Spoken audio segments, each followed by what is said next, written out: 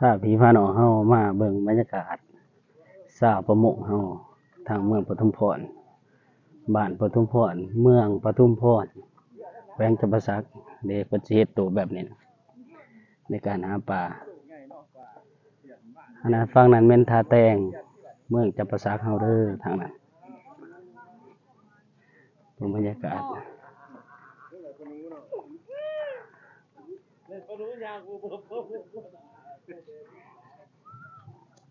ป้าหยังฮะปลาหนูเบิ่งในการปลดปลาบัด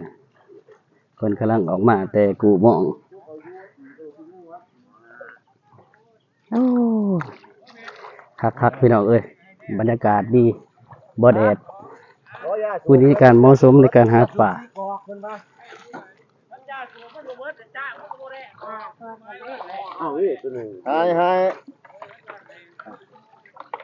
ให้เป็นอายาอันซ่อนปลาเนาะ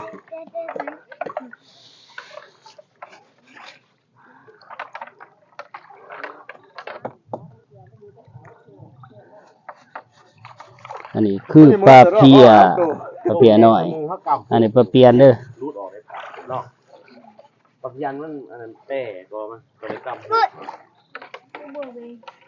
ดองเดียวนี่แหละได้หมด3 สัตว์อันนี้เป็นปลาตองเด้อนี่เด้อปลาตองปลาเปียนแล้วก็ปลาเพียน้อยมหาเหล็ก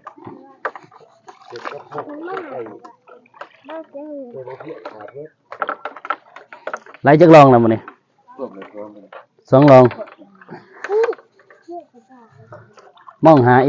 าเส้นบ่6 เส้น6 เส้นซ้ำนี่ยังหลอดไหลเลยล้างบ่ออกวะกำหูผู้ดีงามเนาะตัวปลาเนาะโอ้มีแต่ปลาใกล้ๆนะทั้งขาตานี่เดี๋ยวไม้ไผเบิ่งบรรยากาศพ่อเอาจะทั้งมื้อนี้อะไรเก็บนี่แบบกี่ครั้งเลยครั้งแล้วก็ไปห้อยค่าอันนั้นเพิ่นกำลังตกหม้อง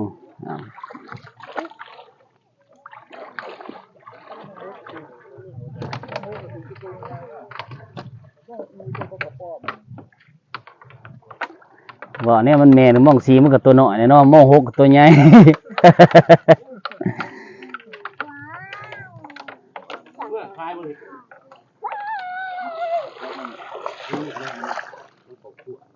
โอ้ยอีเตะใหญ่พุ่นอีเตะใหญ่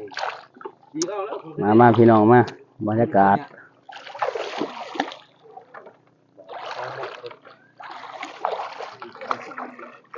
แล้วบ้าเด้อเพลงตู่ถ้าว่าคอยดีเอาไปเฮ็ดกันนี่โหซาบุกีปูอ่ะไปเพื่อเปลี่ยนเนาะเปลี่ยนกับย่างบ่ตัวใหญ่ขนาดเนาะถึงเงินเบิดนี่ของไก่อยู่แต่ว่าไม่ได้มันแบบว่ารถด่วนเนาะมันด่วนที่มันสอด3 เทื่อ 4 เทื่อขึ้นไปตัวจะหืนแม่ออกให้เรือตาเดียวกับป้อตาหนึ่งแป๊ด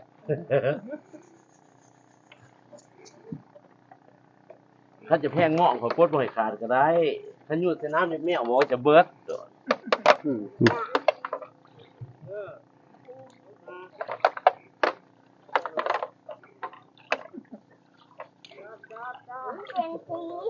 ถึงไรบ่เว้ยครับนะจะร้องของกันบ่โอ้ยเรื่องนี้ผมโคตรใจดีเลยเด้ขึ้นมาจะถึงไร